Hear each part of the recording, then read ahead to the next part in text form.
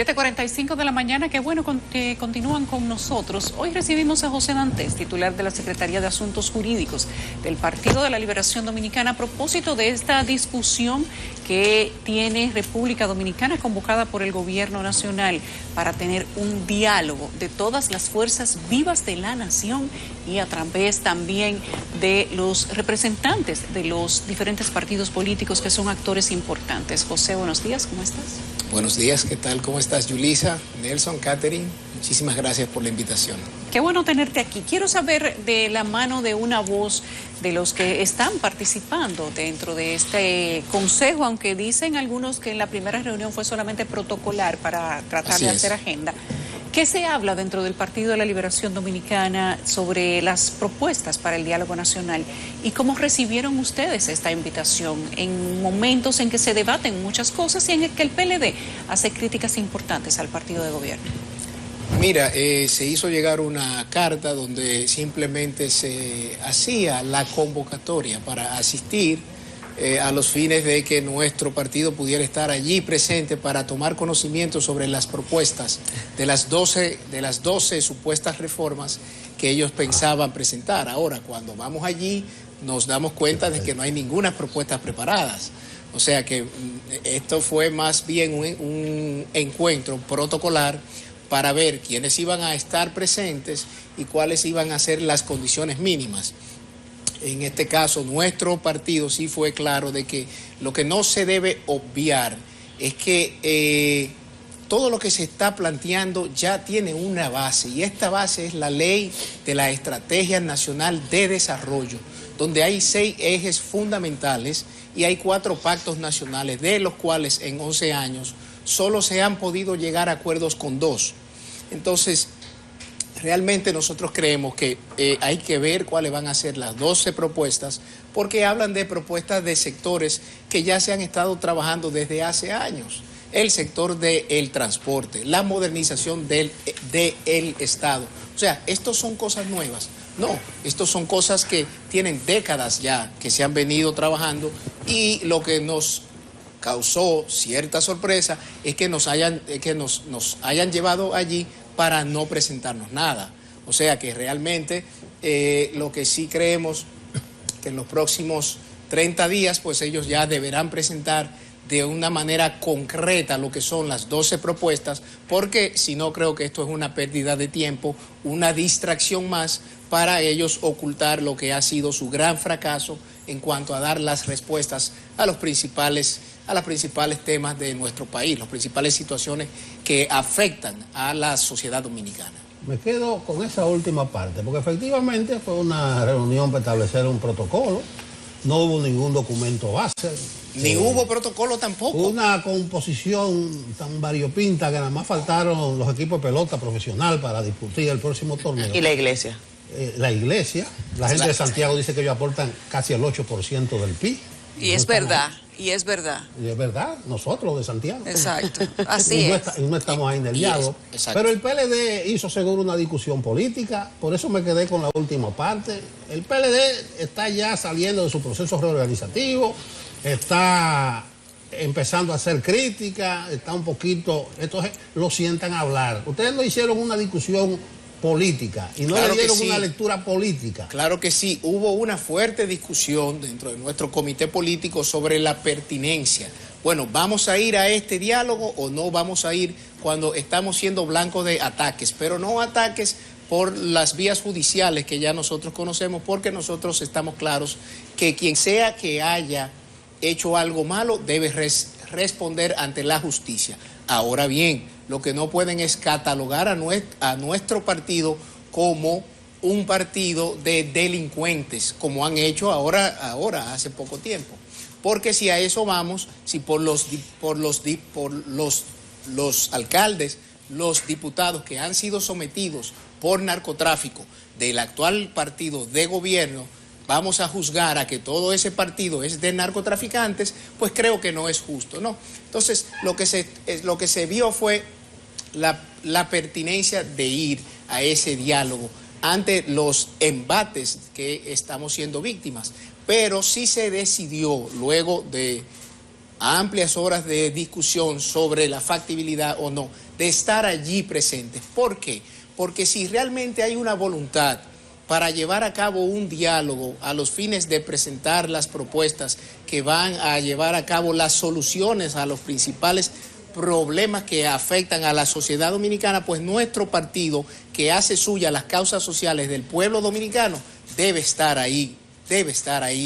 Pero lo que vuelvo y digo, sí nos causó cierto nivel de sorpresa, es que no existía ninguna propuesta, número uno, pero número dos, que desconocían que la ley 1-12 es la ley que precisamente traza lo que deben ser las políticas públicas hasta el 2030. Y nada de esto se estaba tomando en cuenta. Por eso es que creemos que esto no es más que una distracción, una cortina de humo, porque llegar allí durante 4 horas para simplemente decir, nosotros queremos presentarles ciertas propuestas, pero no las tenemos todavía. Todo lo contrario, querían que los partidos presentaran propuestas. Pero como si tú me convocas a un diálogo para tratar sobre ciertos temas, tú esperas que sea yo el que plantee la primera propuesta, cuando sale de un discurso presidencial donde se cita de una forma textual cuáles son las 12 reformas que él quiere llevar a cabo, entre lo cual habla de la independencia de un ministerio público, que realmente nosotros creemos que la independencia basta con que actúen de una manera independiente, pero objetiva también, que es más importante aún.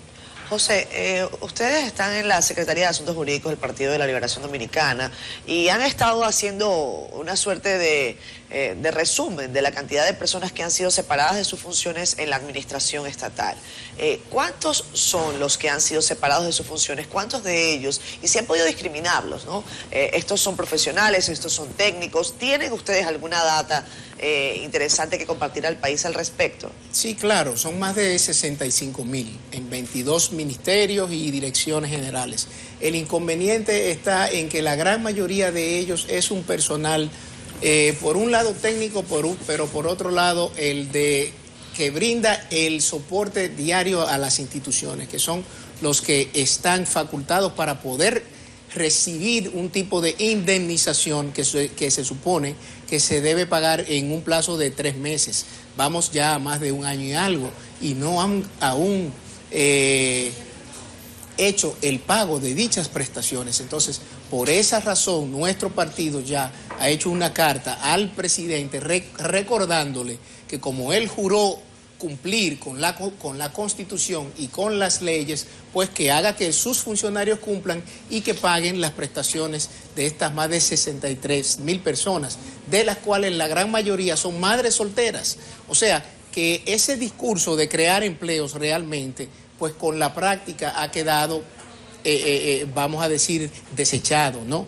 Y lo cierto es que si en los próximos días, en las próximas semanas, no vemos una actitud proactiva a los fines de dar una respuesta, pues vamos a ir a las vías judiciales demandando de forma particular a cada uno de los incumbentes. ¿Por qué? Porque la Constitución es clara y la Ley 4108 también. Ellos son responsables en lo personal por el daño que puedan causar por la actuación antijurídica en el marco de sus funciones públicas. O sea, que si Ito Bisonó, si Fulcar, si el de Obras Públicas, si el de la CAS, si el de todas las otras instituciones que aún deben miles de millones de pesos a estos empleados, no pagan las prestaciones en un tiempo ya un tanto más que prudente, porque se le ha dado 1 año, pues que se estén preparando, porque vamos a demandarlos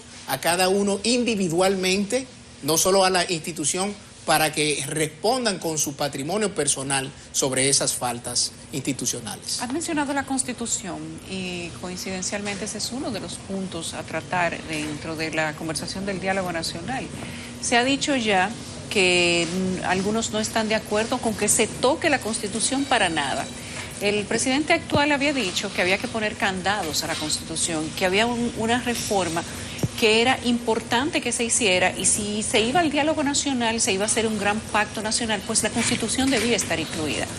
Nosotros vimos como casualmente el presidente Leonel Fernández se opuso inmediatamente a esta modificación, aunque todavía no se ha dicho cuál es la modificación que se va a hacer, pero dijo que la Constitución no se debe tocar, que no hay condiciones para tocar la Constitución, ni necesidad. ¿Qué opinan ustedes al respecto? ¿Se podría inferir que esta negativa es específicamente por el Partido de la Liberación Dominicana, o piensan ustedes también que no es necesario abordar el tema de la Constitución? No, mira, yo creo que la negativa que él pueda tener es por el hecho de que parte de la concepción de que las constituciones son como algo sagrado, como el arca de la alianza, que no se puede tocar.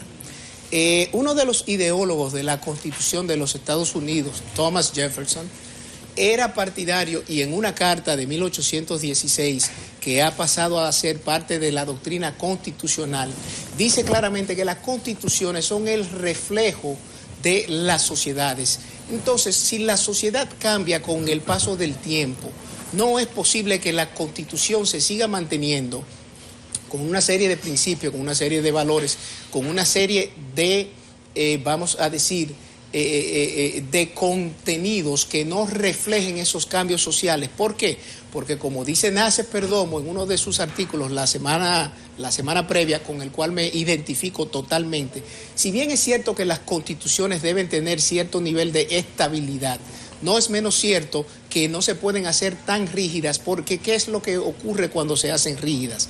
Que cuando se hacen rígidas no asumen esos cambios que la sociedad va experimentando con el paso del tiempo, y se desechan las constituciones por vías no constitucionales y hasta por vías no democráticas.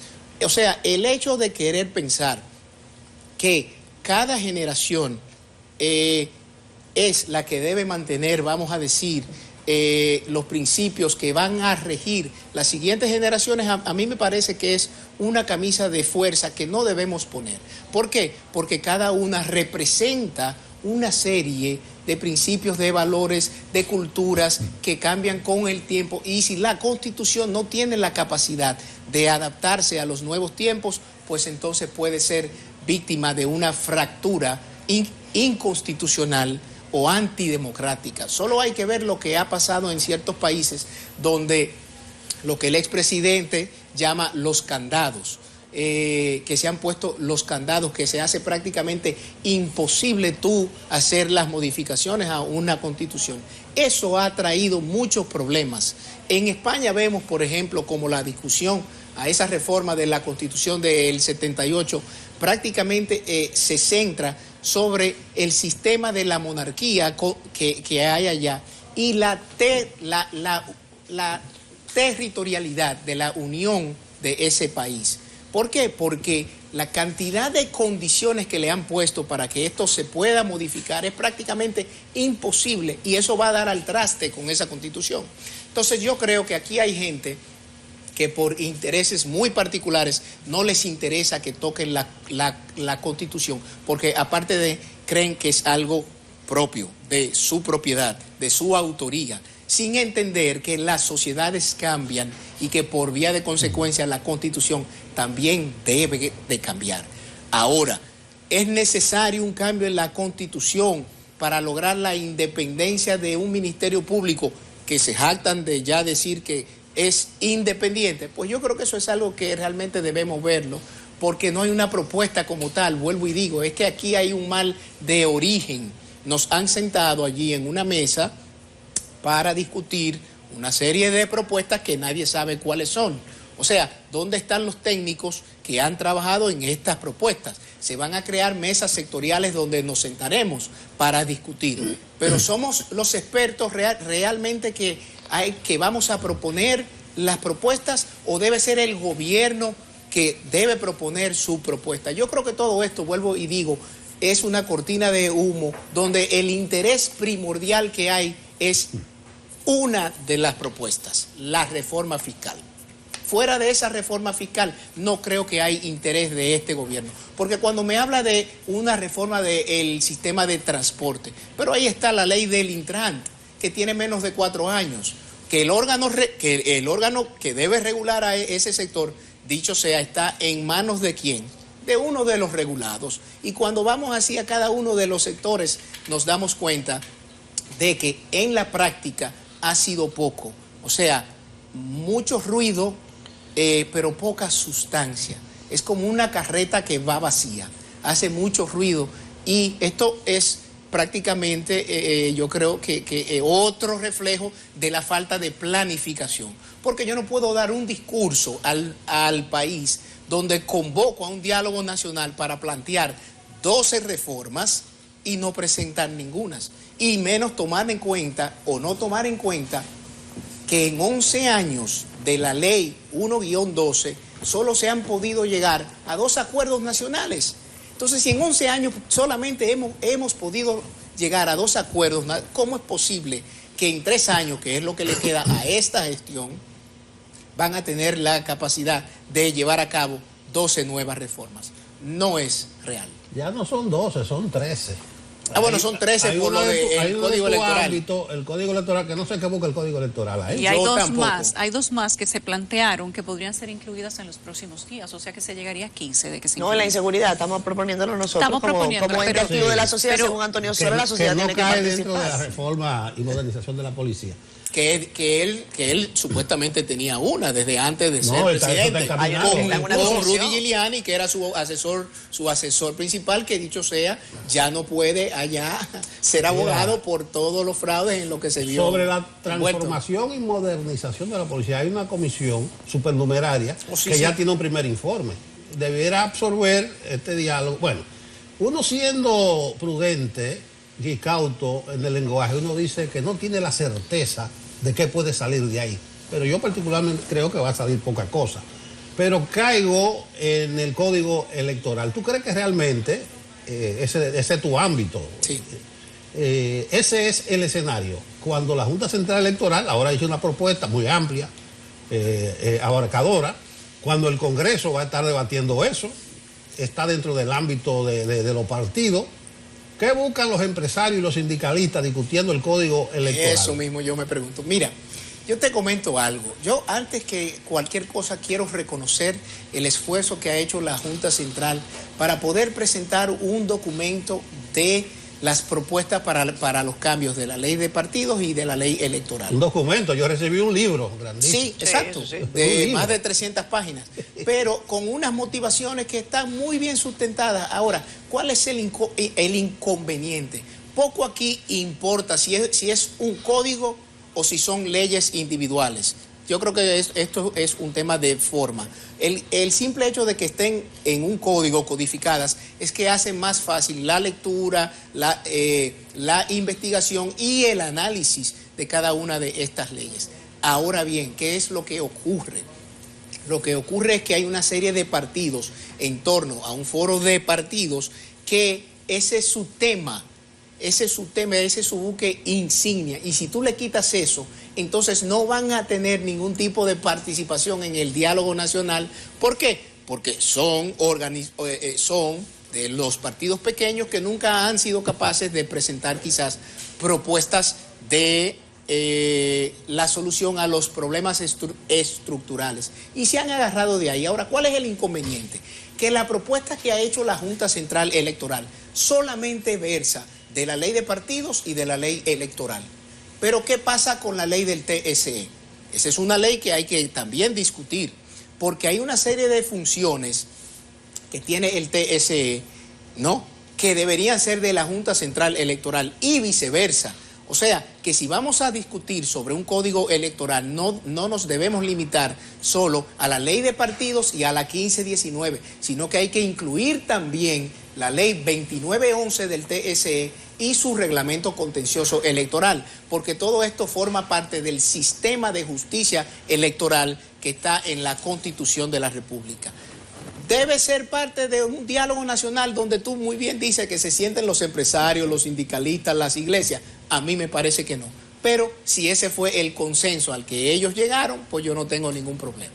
José, yo he estado escuchando atentamente a tu bueno, a tus palabras en la mañana de hoy, y siento que hay una suerte de evaluación muy negativa de un diálogo que apenas está comenzando, y que tal y como tú bien señalas, no tiene todavía un protocolo establecido, hay temas que consideran ustedes no deben estar sobre la mesa porque se está trabajando sobre ello. ¿Ha considerado el PLD definitivamente decir no participo en eso? No, ¿sabes por qué no? Porque si hay una voluntad real de todos los actores, de todas las fuerzas vivas de ser parte de ese diálogo, nuestro partido, que está identificado con las causas sociales del pueblo dominicano, entonces tiene que estar ahí presente. Ahora, si en algún momento nos damos cuenta que esto no es más que una cortina de humo, que una distracción para que ellos puedan continuar haciendo lo que están haciendo, extendiendo los estados de emergencia cuando ya no se necesitan, entre otras cosas más, creando megaministerios como la mega OISOE que tanto criticaron, que ahora lo han creado a través de un ministerio de vivienda y de edificaciones que se encargará de construir todos los edificios públicos del país, de dar exenciones fiscales, entre otras facultades que no le corresponden, pues entonces sí nos pudiéramos parar y sí nos pudiéramos retirar. Porque aquí hay algo, aquí se olvida que el principal promotor del diálogo nacional en este país fue el PLD. ¿Y cuál fue la actitud del hoy partido de gobierno ante esos diálogos? Nunca participaron o iban a una primera reunión y luego se retiraban. No hicieron causa común hasta tal punto que el pacto eléctrico que se suscribió hace 3 meses es el pacto que fue el producto del diálogo nacional que nuestro partido había llevado a cabo. No le cambiaron ni una coma, pero no lo quisieron firmar aquella vez. ¿Por qué? Porque ellos entendían que era un reconocimiento al gobierno de ese momento. Y en el caso nuestro no pensamos en los protagonismos individuales. Nosotros lo que estamos es aquí pensando en las causas sociales del pueblo dominicano, que es lo que más le conviene a la sociedad dominicana frente a esta coyuntura donde aún estamos con una pandemia, donde hoy los funcionarios de salud pública se contradicen otra vez cuando dicen que hay una nueva variante llamada Mu, que está aquí desde mayo. Sin embargo, están diciendo que está todo controlado. Entonces, ¿cómo está todo controlado si hay una nueva variante para la cual tú me estás diciendo que no hay vacunas porque solamente ataca a los niños? Entonces, realmente lo que nos preocupa como partido ha sido la falta de planificación de este gobierno, que toma una medida un día, al día siguiente la echa para atrás, que un presidente en un acto político donde se gastaron millones de pesos rinde cuentas cuando no le tocaba, cuando la Constitución no le mandaba a rendir cuentas, porque las fechas están claras cuando es que él debe hacer esto, y ahí es donde plantea y llama a un diálogo con todas las fuerzas vivas para la discusión de 12 propuestas que hoy nos estamos preguntando, ¿dónde están?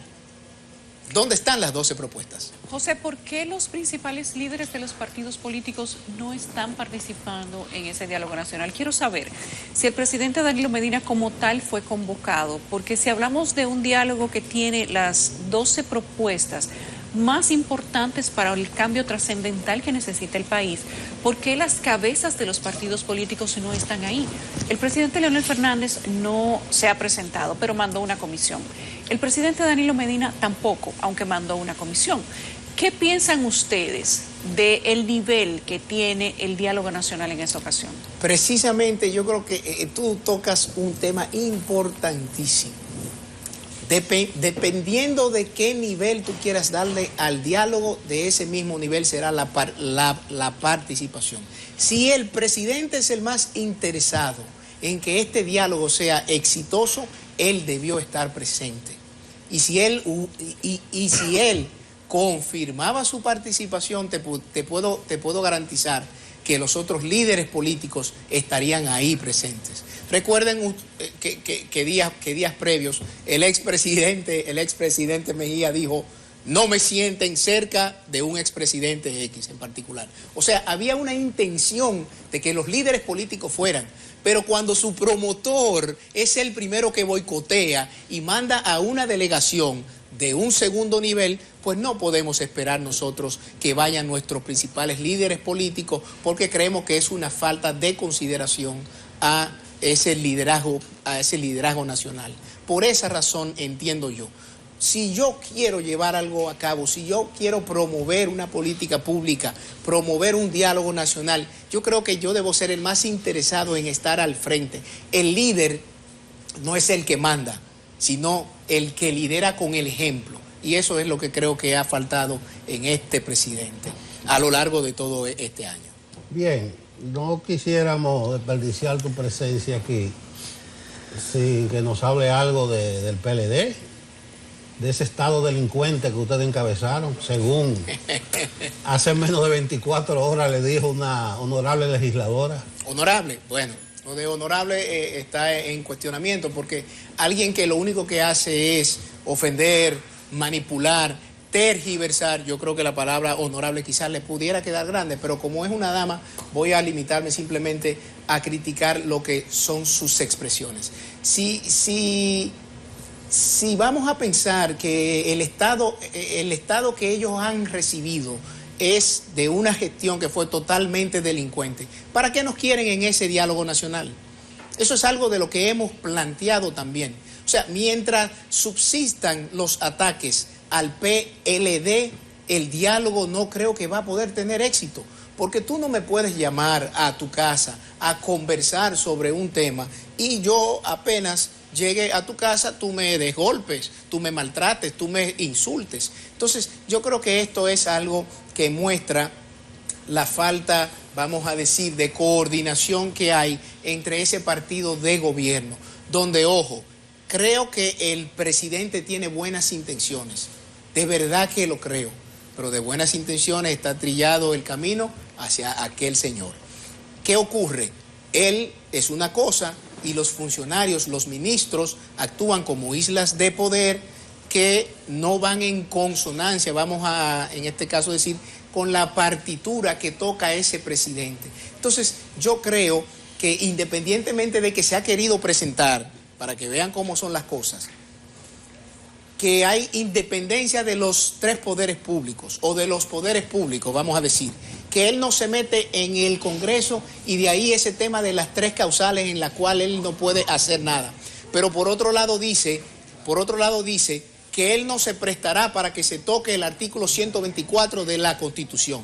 O sea, por un lado dice que son independientes, pero por otro lado reconoce que él influye en ellos. Influye hasta tal punto que tiene delegados individualizados seleccionados por él para que los represente en actos que son propios del gobierno central, como el senador de la provincia de Santo Domingo, que lo mandan a tomas de posesiones en el extranjero, que lo mandan a plantear soluciones municipales a un municipio. Entonces yo me pregunto realmente dónde está la separación real de poderes. ¿Hay una separación real o este Congreso es un sello gomígrafo que lo único que hace es extender los estados de emergencia, aprobar préstamos al vapor y aprobar leyes también que realmente no van que van en contra de lo que son los intereses del colectivo social? Entonces yo creo que ahí es donde está la discusión y todo esto yo lo resumo básicamente en tres frases: falta de planificación, incapacidad e ineptitud de gran parte de ese equipo de gobierno, que lamentablemente está afectando las bases estructurales que se habían avanzado, porque se ha criticado mucho, como dice esa senadora, un Estado que ha sido delincuente, pero ese Estado que ella llama así, fue el que sentó las bases para que hoy hayan esos juicios. Todo el sistema de modernización del Estado, toda esa estructura institucional fue creada en los gobiernos del PLD.